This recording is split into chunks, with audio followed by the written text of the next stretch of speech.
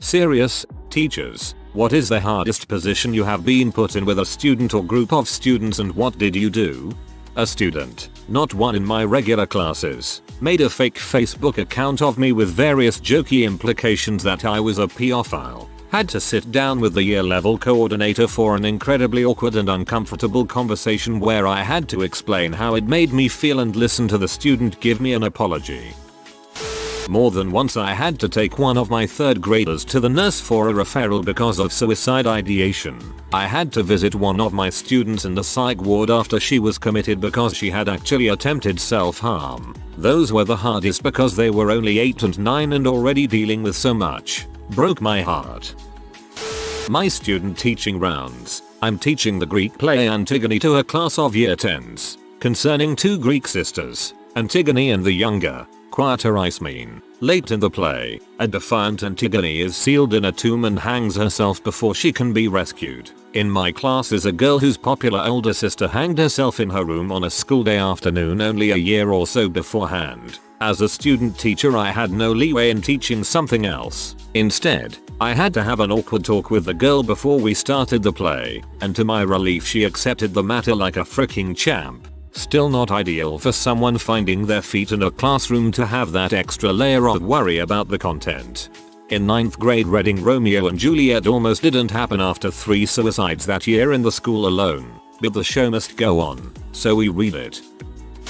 1. A student attempted suicide, largely because her mom's boyfriend had been raping her for years. She stopped coming to school, and her classmates asked where she was. I didn't say much, just that she had transferred. 2. A student dropped her purse, which had a beer in it, breaking the bottle and spilling onto my class floor. 3. Boy asked girl to prom, in front of an audience, perhaps because he thought she would be more likely to say yes. She asked to speak to him outside, one-on-one. She did not say yes. The entire time they were outside, their classmates were whispering to one another. 4. A boyfriend was screaming bloody murder at his girlfriend, right at the end of lunch. Her entire class was waiting outside to be let in.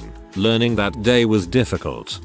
Throwaway. A student's brother killed both his parents. The kid lost his entire family that night. Obviously that was a horrible situation to deal with for that student, but it was a small town and all my kids were so affected that for days some would just come into my room and lay on the floor and fall asleep. I figured they weren't sleeping at home and if they felt safe enough to sleep in my room then I wasn't going to make them learn content that day.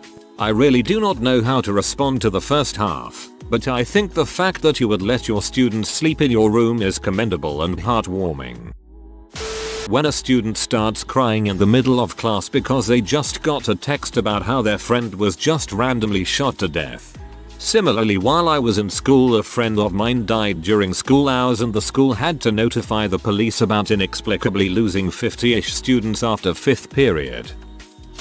First year teacher here, but during my student teaching I had 2 kids pushing each other in front of me during passing time. Told them to knock it off, and the one boy pulls back and pulls his goddamn pecker out and helicopters it. They don't train you for that crap in college. Told him to pull it up and head to the office. Later found out he tried to report me for sexual assault. Baptism by fire, I guess. There was a lockdown at my high school due to some gun scare. Procedure is to turn off the lights, close the blinds, lock the doors, huddle in a corner. Every class had a lockdown kit so to speak, which meant a bucket and some toilet paper in case someone had to go. About an hour and a half into this everyone is super calm after the initial panic, but something is wrong with Mr. Anderson. He's visibly uncomfortable and crossing his legs like he needs to pee. 10 minutes later you can see he's sweating. About 5 minutes later he's basically squirming and grabs the bucket. This classroom is pretty small so he goes to the opposite side of the corner. Everyone can see him. Then something happened. He exploded. Explosive diarrhea. In front of about 25 students.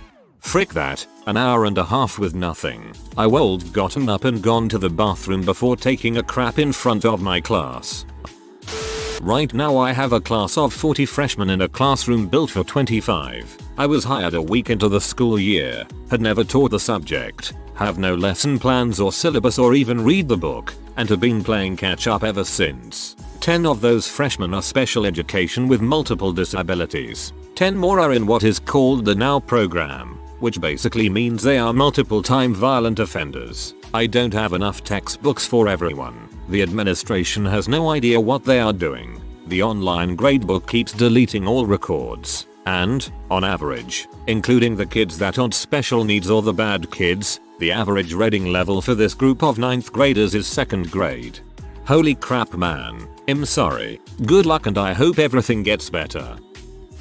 Rich parents get lawyers, or are lawyers. I had one lawyer mom come after me over her kid's grade. The school didn't want the trouble, so I told them to change the grade. They don't need my approval. They change grades on the DL anyhow. The joke is on the kid and her mom. That kind of crap will do the opposite of prepare her for life. Toward the end of my first year teaching middle school, at the end of the school day, a physical fight broke out in another classroom between a teacher and a student. The student pinned the teacher down to a desk and hit her repeatedly. The teacher gained her footing and threw some hard punches back at the student, which really messed up her face. Once they both were restrained, the teacher broke free and continued punching the student. Once they got her back under control, they were both taken out of the room. On the teacher's way out, she turned to the class and screamed, "Frick with me if you want to, I'll beat all your asses." The teacher was forced to resign and the student was thrown into jail. I've had a lot of tough conversations in my classroom, but I've never had a harder day than the one following that incident. The kids were 12 years old, crying, and terrified of what their teachers and or peers might do. I pride myself on how well I can foster class discussions around difficult topics, but I struggled keeping my composure and it resulted in a lot of hugs and reassurance from both sides. I'm surprised that only the student went to jail. I work with special needs students. They are all big, hulking teenage boys. I was in the classroom with 6 kids and 2 other TAs. Out of nowhere, one of the kids stands up, punches another kid in the face, and runs out of the room, into the hallway full of other students. It was one of the scariest moments of my life. I had to wrangle 5 other kids to safety and call for backup while the other 2 TAs went after the aggressive student, all while not knowing if my co-workers were even going to be able to catch him or if they'd get hurt. It turned out okay. My supervisors were in the classroom within a minute. The student who was punched was fine, and my co-workers caught the student. We did end up having to restrain him on the floor until he could calm down. Though, on a definitely completely unrelated note, I'm looking for a new job. In 2 years of subbing, I am blessed to be full-time now. I worked one day as an aide to a special education class. I have never worked so hard to get paid so little in my life. I think for a lot of us it is the realization that some kids have no chance in this life. We can only help so much and then they move on. They still have crap home lives, parents who don't care or hate them and subject them to all kinds of abuse. They get caught up in the culture that they were brought up in and make the same choices their parents and family made because it is all they know. I don't care if this gets downvoted. In my experience as a teacher, this is a very common trend. My wife is a teacher and she sees it every day as well. People don't realize how important a stable family life is. It supersedes even poverty in terms of the effect on a student's performance. Quite emotionally absent boy who never wrote stories finally wrote a story that detailed how he was going to kill me because he thought I was a lesbian. He wanted to stab me, wrap me in a carpet and then throw me into a river. It was terrifying. Not as terrifying as the next week, when he actually brought in a knife and tried to stab a classmate. I'd reported him after the story, and a colleague who taught him art said he produced the same kind of work she'd seen when teaching murderers in prison. Nothing was done. I'd been teaching less than a year. Got 10 years behind me now and that's still the toughest thing that's happened. Not your conventional teacher, but a flight instructor. The school that I teach at has a contract with a major Chinese airline, so we train their pilots from nothing to multi-engine commercial pilot in about 8 months. I have a Chinese student from the most recent batch that got here about 3 months ago. Most of his class are getting their private certificates right now, but not him. He's terrible. Absolutely horrible. Imo. He has no business in an airplane, but it's my job to teach him. He can't do much of anything without me showing him, even if I've showed him 10 times before. Our last flight, he kept putting the airplane into a spin while trying to do stalls. There's a bit of a language barrier, but it's mostly his ability to learn in that environment. His airline wants him evaluated because he is so far behind and they're pouring money down the drain. It's my call whether he fails and goes back to China next week, or if he gets to stay. I'm responsible for making a decision that could very well ruin his life. Though if he stays and still struggles, it reflects on me as an instructor. Frick. Flunk him. If he gets to fly that airline, he's bound to kill people by crashing that plane. He can't do much of anything without me showing him, even if I've showed him 10 times before. Our last flight, he kept putting the airplane into a spin while trying to do stalls. This should be a big bright red supernova flag right here. They say your first year is the worst. For me it was student teaching. I took over for the most popular teacher and they absolutely hated me. 7th grade BTW. Went to work in tears. Love my job now though. 7th graders are hex spawn. The teachers who lasted the longest teaching 7th and 8th grade were those teachers who got a reputation among the students for being B. Guess it takes a no-nonsense attitude to really deal with kids who are just going into puberty and don't know how to deal with their hormones.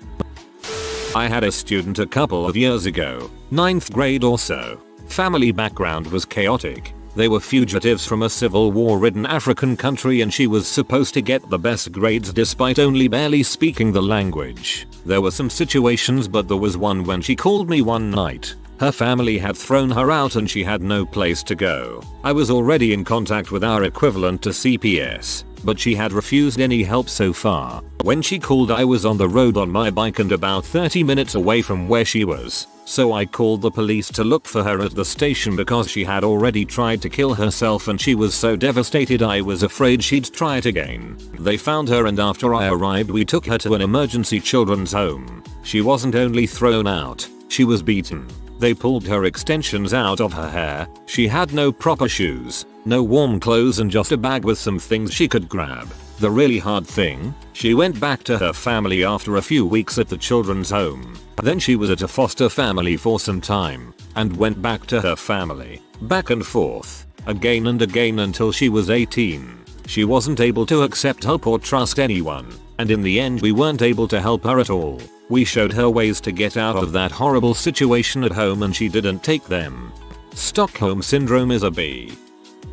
I student taught for a semester before deciding to go into the mental health field instead. My degree is in secondary education though, which strangely helps me in my current job. Classroom control equals group home control. But anyway, I had a student that was pretty clearly cutting himself. His long sleeves slipped once and I noticed it. He denied it was a thing when I quietly asked him about it. I told my mentor teacher and we both went and reported it to the social worker. Luckily she knew him already and said she was due to check up on him anyway so she would slip in an arm check self-harm check without him knowing I had reported it. I was in the clear and he would get the help he needs, so win-win situation.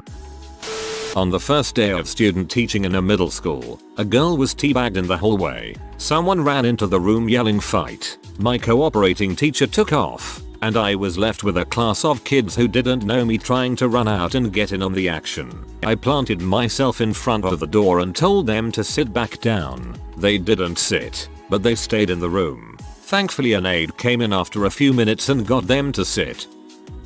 We had invited a vegan public speaker to our college as part of our public speaking, critical thinking and humanities curriculum. He was and still is pretty controversial and opens up his speeches with a slaughterhouse video to show animal cruelty. He also is pretty darn abrasive and will openly argue with anyone who disagrees about pure veganism. So he starts to really catch the nerve of an older student and it gets pretty heated and about an audience of 75 students. It escalates to the point where the student gets up and starts to charge the speaker. I ended up stepping out in front of the student to stop him. Also to mention, this guy was easily 6'4" and 250 pounds of muscle. Luckily he saw the do not look I threw his way and ended up turning to leave. Colleagues escort him and the speaker out, so people are freaked out and actually called campus police. So I'm left handling the crowd and eventually managed to calm them down. That was a day I learned I could handle intense pressure and had some leadership skills. That was a day I learned I could handle intense pressure and had some leadership skills. That's some resume booster crap right there. Kid graffitied my car with frick off back to UC. National racist words left to imagination. I left teaching in the end because of total refusal to act on the vandalism by senior management. Witnessing abuse and having no means of helping the child is pretty rough. We can call CPS every day. I do. And nothing happens. I really believe laws granting parents rights over their children are far too strong. Former middle school teacher here. I had a kid who was well known for having all kinds of behavior issues because of home life and mental illness issues. I tried working with him a lot. He started calling me mom and would come to my classroom to escape getting in trouble in other classrooms. No one, teachers or other kids, knew what to do with the poor guy, but we tried our best. He came in one day acting a little different than usual, less goofy, darker, and sure, it was more of an intuition thing. He had visible marks on his arms. He confided in one of his teachers very casually that sure, he got beat bad again last night. No idea what happened after that since the rest of his teachers were not informed, but life went on as usual. His team of teachers were not included at all with whatever they were doing to help him, if there was even a they. Not the only case of this that I experienced. And then I had to convince these and other students that learning about things like cell division and state and local testing was worth their time, and that I was worth listening to during back-to-back 90-minute classes. The only power as a teacher you have is what you can do with your own students within the crap framework that we have in US education. It is emotionally draining and depressing and puts life in a whole different perspective. I decided I couldn't be a part of a system like that and now work in a non-profit organization that provides supplemental educational programming to local schools, programs, and individual kids. I still get to do what I love to do outside of the framework and in a way that supports the professionals who are in the classroom. Money might not solve our problems in education, but we haven't tried. A couple of weeks ago, I tackled a 6th grader who was humping on a girl with a set of brass knuckles. I didn't think about it pre or mid jump, but when he and I hit the ground, my first thought was frick, I'm going to get fired for assaulting a student. My second thought was, is he trying to fricking bite me? And yes, he was. Anyway, didn't get fired. Got extensively thanked by the girl's parents. Administration did a brief explain what happened so we can cover our asses and say we met about this meeting and then bought me lunch. But up until the "it's okay, we're not going to fire you, you were justified" comment from my principal, I was convinced that I had flushed my job down the toilet. I've had a student tell me she had been raped. I reported it to our social worker and principal, but neither reported it to the authorities. I told the girl to tell her parents, but it ate at me all afternoon. I ended up getting her mom's number from another teacher and called and told her. Of course the girl hadn't told her and it was a hard conversation. I was contacted by the police a few days later, but I don't know what came of it all. I was in a similar situation. Her mom already knew and had already alerted the school. She later told me that I wasn't the only teacher she told, but that I was the only one who believed and supported her. It was that last bit of information that shattered my heart the most. My first year of teaching, a fist fight broke out in my classroom between two strong young men. I screamed and jumped in the middle. Luckily they stopped and I was not injured. After I was talked to by the senior teacher next door to me, who told me how lucky I was because one kid had a knife. Very scary. I teach special ed kindergarten and most of my class would do well in a mainstream setting. However, I see special ed as a throwaway class for those challenging kids who are bored in general ed settings. Happy for me, the small class size allows me to challenge my students as I meet them where they need to be. The challenging behavior diminishes once I show how I respect their intelligence. During an art project this last week, I had a 5th grade student wrap yarn around his neck multiple times super tight. The student was sitting to the right of me and out of my immediate eyesight. I was showing the class how to do something when all of a sudden the rest of the class started pointing and yelling at me. I turned and saw another student working to get the yarn off while the kid was trying to bat his hands away. The other kid got it off as soon as I was able to run over to where he was, and when I asked him what happened, He was crying and telling me about how he wanted to die and that his life was crappy and he hated it. I had no idea what to do, so I talked to him and calmed him down a little, then had another student escort him down to the office to talk to the school psychologist. Scariest thing I have ever had to deal with so far. He came back about a half hour later and acted as if nothing had happened. 1. Caught students selling drugs in class, in one of my storerooms. Turned them into the administration, and was told not to worry about it as they were buddies of the vice principal. 2. Students caught cheating on each other, and failed both students. Parents came in and demanded I change their grades while having multiple administrators in on the meeting. I was informed that failing them would be detrimental to their college career and that failing them is not the proper reaction. It was clearly outlined in the policies and procedures to fail them if they cheat. 3. Chaperoned a group of students overseas. On our return flight, the teacher, keeping all the passports, documents, and parents' call list, abandoned our group and ran through customs after a delayed flight. He did this because he had a test that he needed to get back home for tomorrow. We missed our connecting flight and had to pick up another one the next day. The other chaperone and myself were still trying to round up all the kids and had to pay for hotel rooms and dinner out our pocket. We got talked to by administration and the teacher that abandoned us made out fine and is still teaching there last I knew. 4. Student on my team was struck in public by their parent at an event for misbehaving. Reported this to the administration as I was supposed. Told not to worry about it. Parents then proceeded to make my life heck the rest of the year. I have more, but these are the direct ones from teaching. This was also not a inner city school, but a magnet school that students fought to get into. Needless to say, I no longer teach and I don't miss it after having to deal with the events that went down at that school. I'm a 1-to-1 in a class and I've got to say I've got new stories every single week. 4 years ago my student was graduating elementary school and we were sitting in the gym for a slideshow with all the Gen Ed graduating kids and all of their parents. Myself, a co-worker and put 2 students were up front because it was the best vantage point to escape if we needed to. Side door. Back doors were super crowded with parents and such. Anyway, a parent tripped over the projector plug which came out of the socket and turned off the slideshow. My co-worker bent down to pick it up and plug it back in when my student jumped out of his chair, grabbed her by her shoulders and started humping her. It was, I'm sure, a mortifying moment if we were alone in a room. This was a room with several dozen family members of other students looking on. A strange and unpopular kid stated, apropos of nothing, middle of class, that his dad beats him with a belt. We are mandated reporters. Something like this has to be reported to the state in 36 hours or we can end up in jail. I look at the kid, asking him to repeat his words, taking him aside, getting the details I need to call it in. Of course, I call it in.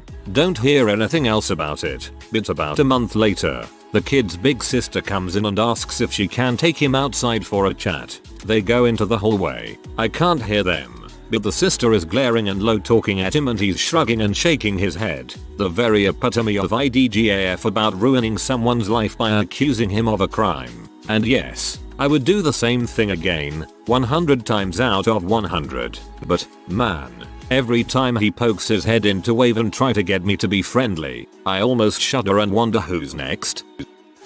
Taught at a high-risk behavioral school hospital. It's the kind of place where they show you how to use a defibrillator as a life-saving device and a weapon. First day of class, a fight spills into my classroom. 2 boys beating the living heck out of each other. One grabs a fire extinguisher and hits the other in the head with it, then sprays him with it, and as he's screaming about being blind, he gets thrown down some stairs. I had no idea how to handle that situation even though I was fresh off of training. When I taught 2nd grade, I was having students make flowers for their moms for Mother's Day. One student wrote dad on her cup but I said to put mom and got her a new one. I tried to tell her that it was for Mother's Day and that you make it for your mom. Then she said I don't have a mom. I felt like absolute crap and told her it was okay to put dad. A girl kept calling me butt cause I have a butt chin. I told her to stop. I told her again. Then I told her to shut up. Then I told her to shut the frick up. She's in 2nd grade and I'm an English teacher in Korea. I realized how stupid this was and walked away. When I was on my first practical, the vice principal asked me to take the class unsupervised for an afternoon as they could not find a relief teacher. It went okay for the most part, however. The list of tasks that they gave me was pretty short and I ran out of stuff to do with the students with about an hour left in the day. So I had the students play silent ball for an hour. I couldn't think of anything else. Some of the boys got a bit rowdy and one kid ended up in tears. I tried to talk to him about it, but it didn't make him feel any better. I felt pretty horrible afterwards. A student of mine was murdered. Later that year, another family had a murder-suicide between the dad and mom. I had two of the daughters in class. I went to the funeral. It was really horrible. Mom was there. Dad wasn't. Kids lost both parents due to the stupid selfish act of the dad. Special ed kid was spitting marshmallows everywhere. Got them from a good kid and on me. Then he thought it'd be fun to run on the desks. He didn't think it was funny when I pulled his butt down. Cried assault.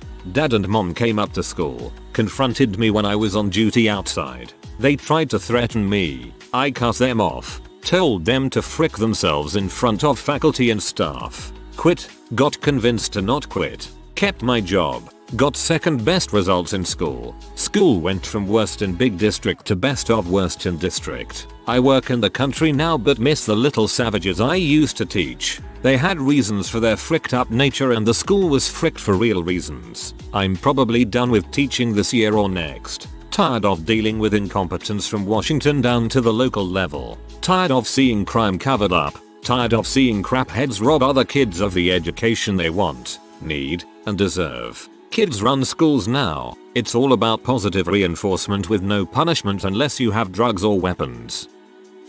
If you are new to the channel, you can subscribe. I publish new videos every day. Until then, check another video.